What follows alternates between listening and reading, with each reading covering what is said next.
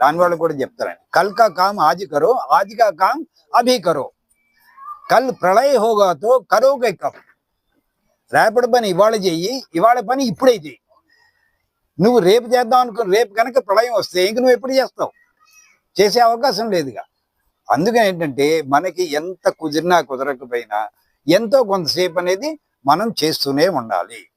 Okay, తర్వాత ఇప్పుడు ఇక్కడ జాన జగత్తు కట్టని వాళ్ళు ఎంతమంది ఉన్నారు? మ్యాగజైన్ సబ్స్క్రిప్షన్ కట్టని వాళ్ళు అంటే అసలు అందరు కొత్త వాళ్ళేనా? మ్యాగజైన్ కొత్త వాళ్ళు. Okay okay madam, thank you. అదే రమేష్ గారు చెప్తారు, కావాలంటే కొన్ని పాత మ్యాగజైన్స్ నా దగ్గర ఉన్నాయి, నేను ఇస్తాను. నేను వస్తే అందరికీ వస్తుంది.